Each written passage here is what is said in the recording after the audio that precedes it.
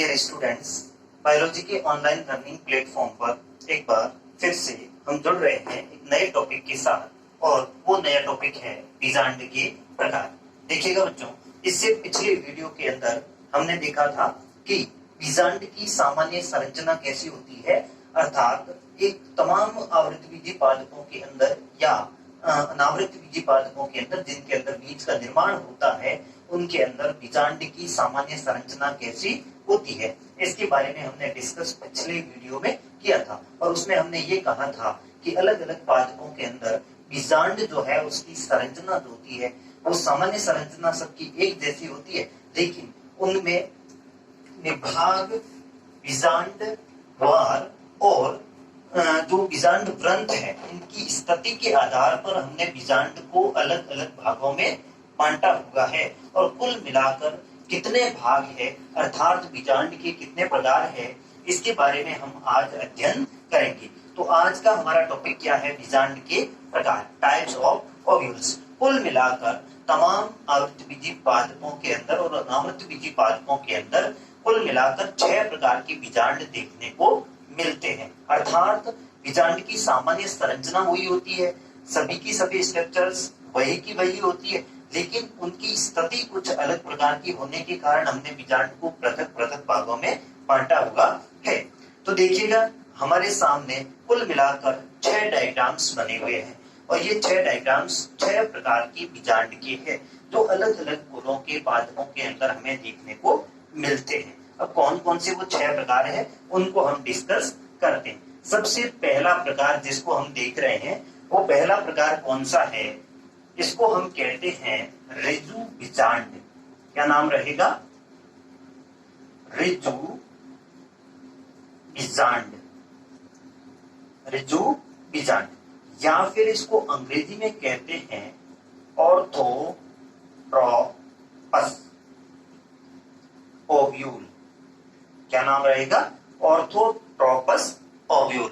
Orthotropous ovule कौन सा होता है इसके बारे में हम कहेंगे कि ऐसा ओव्यूल या ऐसा बीजांड जिसमें बीजांड व्रंत, ये हो गया बीजांड व्रंत, ये हो गया निभाग, स्लाजर जिसको कहते हैं, ये हो गया निभाग, और इस बीजांड के अंदर उपस्थित इस भ्रूणकोश को चारों तरफ से घेरे रखता है कौन? बीजांड काय। तो ये बीजांड काय इसके चारों तरफ मैं बना लेता हूं कि भ्रूणकोश अंदर की तरफ बना हुआ है और ये बाहर की तरफ क्या हो गया? ये बन गया हमारा बीजांड काय, बीजांड काय। और ये ऊपर की तरफ जिसको हम पहले कह चुके हैं माइक्रोपाइल, और माइक्रोपाइल जिसको कहते हैं बीजांड द्वार। क्या रहेगा? बीजांड द्वार। अब देखिएगा ये ऐसा बीजांड है जिसमें बीजांड द्वार, बीजांड काय, निभाग और बीजांड व्रंत चारों एक ही सीध में स्थित है, एक ही रेखा पर स्थित है। तो ऐसा बीजांड जो है वो क्या कहलाता है? रिजु बीजांड, या फिर क्या कहलाता है? ऑर्थोट्रोपस ओव्यूल या एट्रोपस ओव्यूल कहलाता है। ऐसा ओव्यूल हमें कहां पर देखने को मिलता है? तो इसके उदाहरण में हम देखेंगे अधिकांश जिम्नोस्पर्म,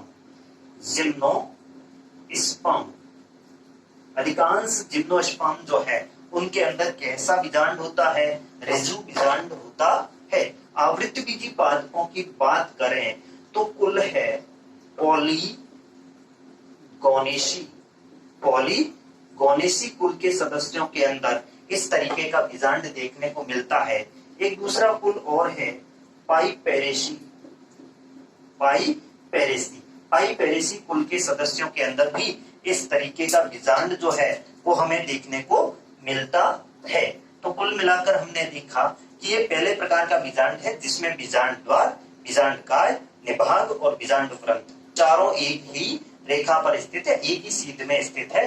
तो ऐसे बीजांड को हम क्या कहते हैं? रिजु बीजांड या ऑर्थोट्रोपस बीजांड कहते हैं। क्लियर? दूसरी चीज, दूसरा प्रकार का जो बीजांड है वो यहाँ पर हम डायग्राम देख रहे हैं, इस बीजांड को हम कहते हैं प्रदीप बीजांड।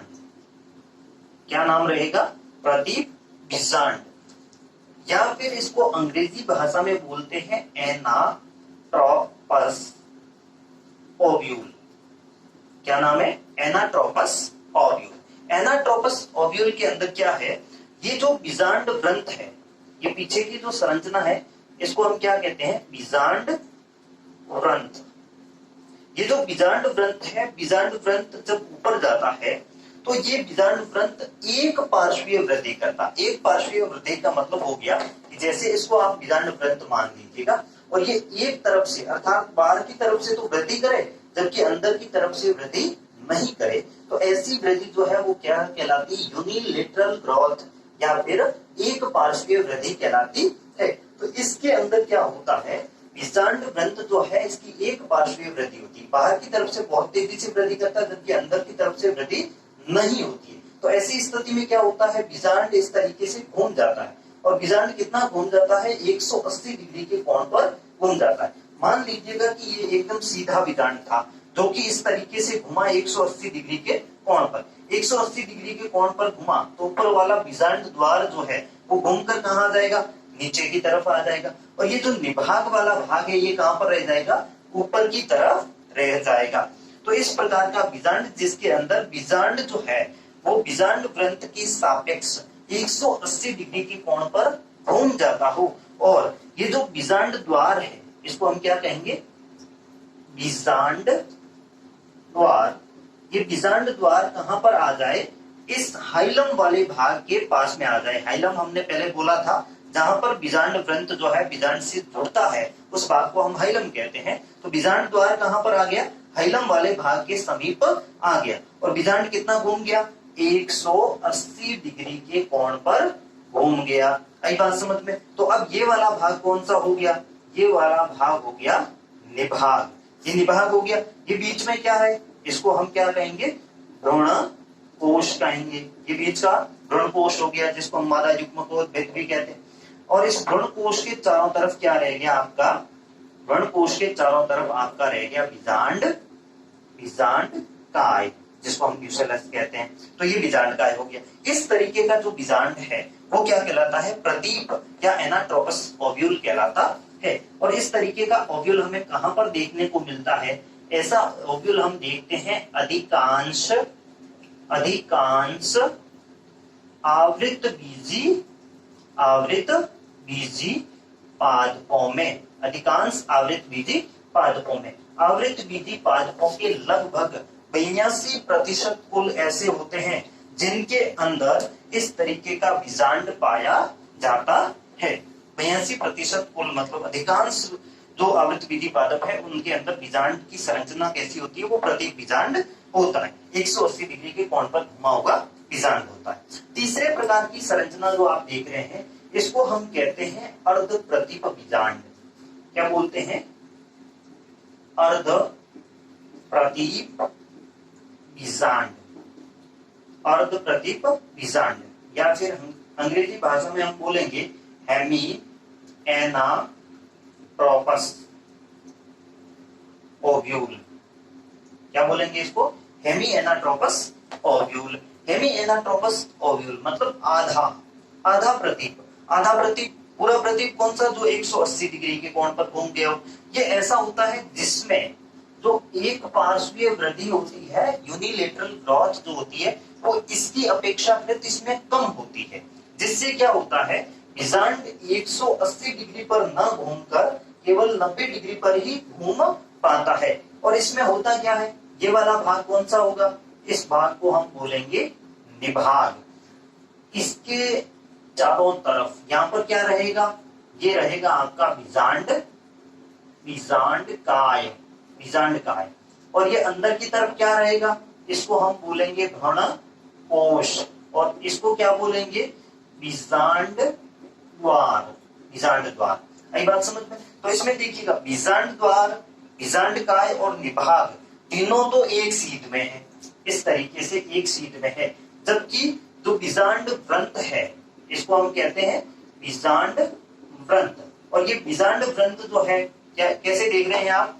इन सभी के समकोण पर स्थित है। अर्थात हुआ कुछ ऐसा है कि बीजांड ग्रंथ जो है इसने एक पार्श्वीय वृद्धि की है, लेकिन एक पार्श्वीय वृद्धि जो है वो इसकी अपेक्षाकृत इसने आधी की है। यदि पूरी करता तो ये घूम जाता वापिस 180 डिग्री पर घूम जाता। 180 डिग्री पर ना घूमकर कितना घुमा है, मात्र 90 डिग्री के कोण पर घुमा है। तो इस तरीके का बीजांड जो है वो क्या कहलाता है, अर्ध प्रतीप बीजांड कहलाता है। और इस प्रकार का बीजांड जो है वो आवर्ती बीजों के कुछ कुल है, जैसे रेनन उलेशी कुल के अंदर है, या प्रीमुलेशी कुल के अंदर इस प्रकार के बीजांड देखने को मिलते हैं। रेनन कुलेशी के अंदर और प्रीमुलेशी के अंदर इस तरीके का बीजांड जो है वो हमें देखने को मिलता है। आई बात समझ में। अगला जो बीजांड है वो कौन सा है, इसको हम कहते हैं वक्र बीजांड। चौथे प्रकार का जो बीजांड है इसका नाम क्या रहेगा, वक्र बीजांड। वक्र बीजांड, आई बात समझ में। कंपाइलोट्रॉपस ओव्यूल, आई बात समझ में। अब देखिएगा इस वक्र बीजांड के अंदर क्या है। इस वक्र बीजांड में यदि आप देखेंगे तो इसको हम क्या कहते हैं, बीजांड वृंत। ये हो गया बीजांड वृंत। ये कौन सा भाग है, ये है निभाग। ये वाला कौन सा भाग है, ये वाला भाग है बीजांड काय। ये वाला भाग हो गया बीजांड काय। इसके अंदर ये छोटी सी संरचना जिसको आप देख रहे हैं, ये वाला भाग कौन सा है, ये है भ्रूण कोश। कौन सा भाग है, भ्रूण कोश। और ये वाला भाग कौन सा है, इसको हम कहते हैं बीजांड द्वार। अब देखिएगा स्थिति कुछ ऐसी है कि ये बीजांड द्वार और निभाग जो है ये लगभग एक रेखा में स्थित है। आई बात समझ में। बीजांड द्वार और निभाग जो है लगभग एक ही रेखा में स्थित है, जबकि जो ये बीजांड वृंत वाला भाग है ये इनके एक रेखा में स्थित ना होकर इनके समकोण पर स्थित है, 90 डिग्री के कोण पर स्थित है। अब यहाँ पर कुछ स्थिति ऐसी हुई कि बीजांड अंदर से बहुत अधिक वक्र हो गया, और वक्र होने के कारण इसके अंदर ये बीजांड काय और जो भ्रूण कोश है इनकी आकृति जो है वो घोड़े के नाल के समान हो गई। घोड़े के नाल के समान इनकी आकृति हो गई। ये मुड़ गए और मुड़कर घोड़े के नाल के आकृति की हो गई। इस प्रकार के बीजांड को हम क्या कहते हैं, वक्र बीजांड या कंपाइलोट्रोपस प्रकार का ओव्यूल कहते हैं। और ऐसा ओव्यूल कहां पर देखने को मिलता है, आवृतबीजी पादपों के अंदर एक कुल होता है क्रुसिफेरी या ब्रेसिकेसी, जिसको कहते हैं क्रुसिफेरी या ब्रेसिकेसी कुल। इसके अतिरिक्त जो है लेग्यूमिनेसी कुल के सदस्यों के अंदर भी इस तरीके का बीजांड जो है वो देखने को मिलता है। तो कुल मिला के हमने 4 प्रकार के बीजांड पढ़ लिए। पहले प्रकार का जो बीजांड है वो कौन सा है, ऋजु बीजांड। दूसरे प्रकार का प्रतीप, तीसरा अर्ध प्रतीप और चौथे प्रकार का वक्र बीजांड हमने पढ़ा है। पांचवें प्रकार का बीजांड जो है वो कौन सा है, इसको हम कहते हैं अनुप्रस्थ बीजांड। अनुप्रस्थ बीजांड, ये जो अनुप्रस्थ बीजांड इसको हम कह सकते हैं एम्फीट्रॉपस ओव्यूल या ट्रांसवर्स ओव्यूल कह सकते हैं। ट्रांसवर्स ओव्यूल जो है इसकी भी स्थिति कुछ वक्र बीजांड की समान ही होती है, ऐसा ही देखने को मिलता है। लेकिन इसमें हम देखते हैं कि यहाँ पर ये कौन सा भाग है, इसका निभाग है। ये वाला कौन सा भाग है, ये बीजांड द्वार है। और ये वाला भाग कौन सा, बीजांड काय है। और ये वाला भाग कौन सा है, भ्रूण कोश है। और ये वाला भाग कौन सा है, बीजांड वृंत है। अब देखिएगा वृंत तो इनके समकोण पर स्थित है, लेकिन इसमें और इसमें अंतर क्या है। इसमें आप देखेंगे कि बीजांड काय जो है, बीजांड काय भी वक्रित हो गया है, घोड़े के नाल के समान हो गया, जबकि इसके अंदर जो है ये बीजांड काय वक्रित नहीं होता है। तो हम क्या कहेंगे, इसमें निभाग, बीजांड काय और जो बीजांड द्वार है ये तीनों एक ही रेखा में उपस्थित होते हैं, एक ही रेखा में स्थित होते हैं, जबकि भ्रूण कोश जो है वो आगे की तरफ जाकर वक्रित हो जाता है। तो ऐसा बीजांड क्या कहलाता है, अनुप्रस्थ बीजांड कहलाता है। और अनुप्रस्थ प्रकार का बीजांड जो है वो एलिसमेसी तथा ब्यूटोमेसी कुल के सदस्यों में देखने को मिलता है। कौन से कुल है? एलिसमेसी तथा ब्यूटोमेसी। एलिसमेसी तथा ब्यूटोमेसी कुल के सदस्यों के अंदर हमें इस प्रकार का बीजांड देखने को मिलता है, जो कि पांचवें प्रकार का बीजांड है, जिसको हम अनुप्रस्थ बीजांड कहते हैं। छठे प्रकार का बीजांड जो है उसको हम कहते हैं साइनोट्रोपस बीजांड, या जिसको हम हिंदी भाषा में कहेंगे कुंडलित प्रकार का बीजांड। क्या नाम रहेगा इसका? कुंडलित बीजांड, जिसको कहते हैं साइनोट्रोपस ओव्यूल। ये साइनोट्रोपस ओव्यूल या कुंडलित प्रकार का बीजांड जो है, इसमें आप देख सकते हैं कि ये क्या है इसका? ये हो गया बीजांड ग्रंथ। अब इसका निभाग कहां गया, इसको ढूंढना। यहां से देखिएगा ये बीजांड ग्रंथ जो है वृद्धि करता गया, बहुत लंबी वृद्धि कर ली इसने, और बहुत लंबी वृद्धि करके ये यहां तक पहुंच गया। अब ये वाला भाग इसका क्या है? ये है निभाग। निभाग वो भाग है जिससे कि बीजांड जो है, बीजांड ग्रंथ बीजांड से जिस तरफ से जुड़ता है उधर वाला भाग आधारी भाग होता है, और आधारी भाग कौन सा है? निभाग होता है। इसको हमेशा ध्यान में रखना। तो ये वाला कौन सा भाग हो गया? निभाग हो गया। आई बात समझ? अब तो निभाग ये है, तो दूसरा बीजांड द्वार कहां गया? बीजांड द्वार ऊपर की तरफ चला गया।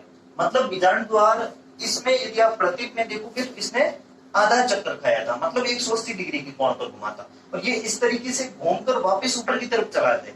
इसमें आप देख रहे हैं कि वापस ऊपर की तरफ चला गया, अर्थात इसका बीजांड जो है वो कितना घूम गया? इसका बीजांड 360 डिग्री पर घूम गया। अब इसमें आप देखेंगे क्या है? ये हो गया बीजांड द्वार, ये हो गया बीजांड काल, इसके अंदर भ्रूण कोश, और ये हो गया निभाग, चारों एक सीध में। लेकिन हुआ कुछ ऐसा कि जो बीजांड ग्रंथ है ये बहुत लंबा हो गया, और इस तरीके से बीजांड जो है वो कितना घूम गया?